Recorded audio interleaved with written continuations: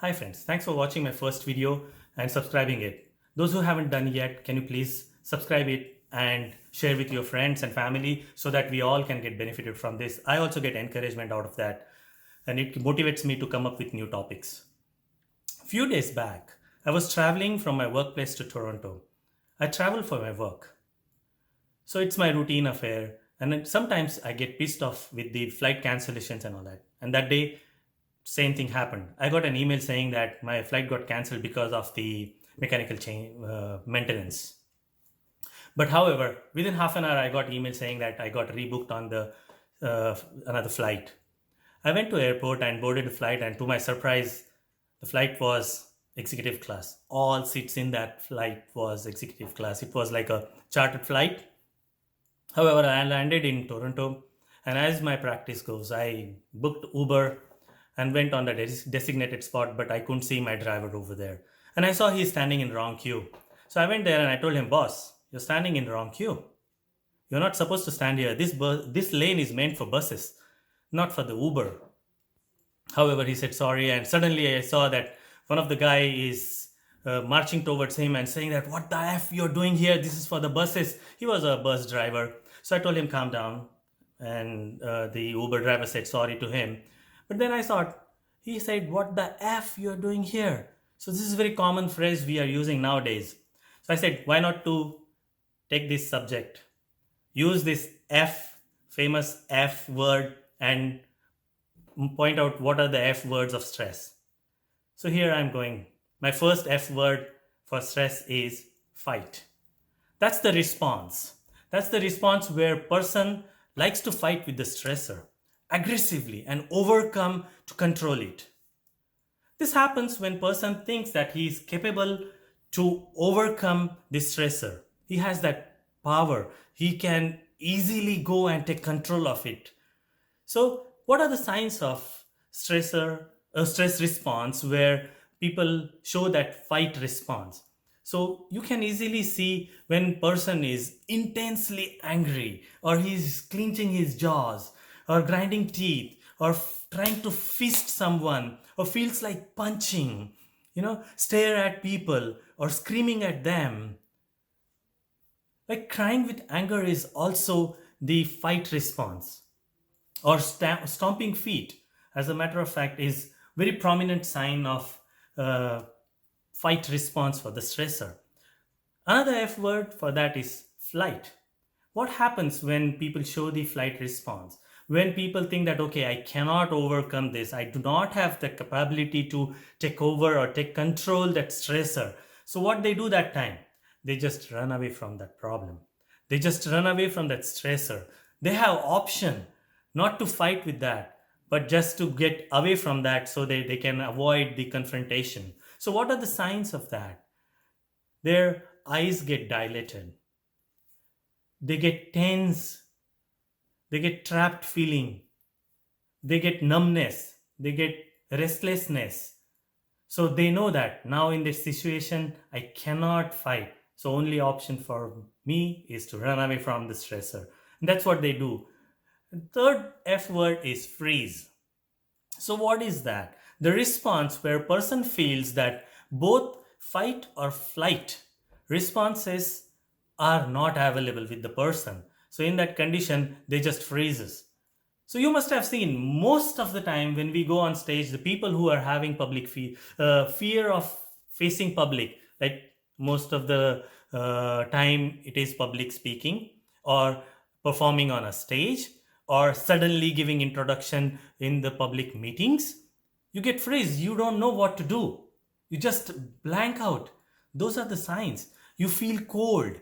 You feel your pale skin. If you feel like, I don't know what I'm going to say. You have like profound heartbeats and you are suddenly become unresponsive. Most of the time, you will see that happens with the kids. So these are the signs of, where you are in a freeze response state. Another word for stress is, I will say stress response is fawn. What happens when person knows that all three stress responses, I cannot use those. Like I cannot fight the stressor, I cannot flight from stressor, and I cannot freeze. So what I can do? I just need to fawn. I just need to get away with the stressor to safeguard my own interest. Stress response when person tried all three options and failed. That time the only option is to cooperate with the stressor and walk along with that. For example, if you are in traffic jam or you're working with a pushy boss, you know after certain time, after experiencing and showing all the responses, that now I do not have any option. What do you do in that situation? You play smartly.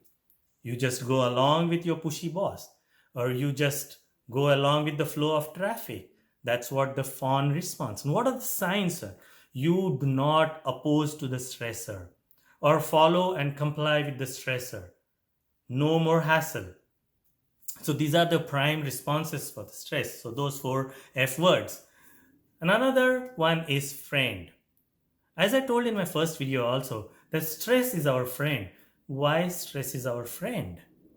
Because stress generates energy which help us in showing those four F words: fight or flight. These are the prime responses which we can use for fighting stress or flying away from stress. And the next two are the responses which we learn by facing various stressors. So the energy, when it gets generated and we utilize it, so that becomes our friend. And that's why I call stress is our friend, because generations and generations since we were hunters, stress energy is being utilized for either fighting stressor or flying away from stressor. So another word for F word for stress responses or related to stress is foe. What happens when we do not use the energy which is secreted or generated by the stressors in our body, and we do not use that energy? So that energy is really starts causing problems to us, and when it gets piled up, we lead to illnesses. And that's why the stress which is our friend becomes our foe. So that's why we need to learn to use those biochemical responses and use that energy. So how we induce energy which is not required for us? So for example, we keep imagining stuff and brain doesn't understand what it is, whether it is a real stressor or it is imaginary stressor. For example, we are having a meeting on Monday, and we know that one of the hostile co-worker is going to be there, who is going to ask you a lot of questions. So you start anticipating about that meeting on Sunday night, and instead of preparing and going to bed nicely and have enough sleep, you keep thinking about that, and it keeps building stress on you, that I don't know how you are going to face your co-worker on Monday. So that builds up stress. So but that is imaginary stress, because you are imagining and asking your brain to start this stress response, and that energy gets generated, and instead of getting a sound sleep, you get into issues and you are suffering from stress. That's why that stress becomes foe. Flexibility. So that is very important. This F word is really very important, because the flexibility in managing your stress responses and face stressors is really a key for your well-being during the stressful situations. If you have flexibility in choosing your stress response, then you can choose wiser option and go with the least harmful responses, which will be, again, then you can turn your stress into friends rather than foe. Then flexibility in adapting different situations. If you know how to adapt a situation, the stress response is going to be more feasible for you, and the harm which is going to cause because of your stress response is going to be less. If you do not show flexibility, then chances are there you will be trapped yourself in the same response mechanism. Like you will be always fighting with the stressor when you don't require, whether it is self-induced stressor or imaginary stressor or it is a real stressor. So you need to work on your responses, and for that you need to have flexibility so that you can use different options while you face any stressor.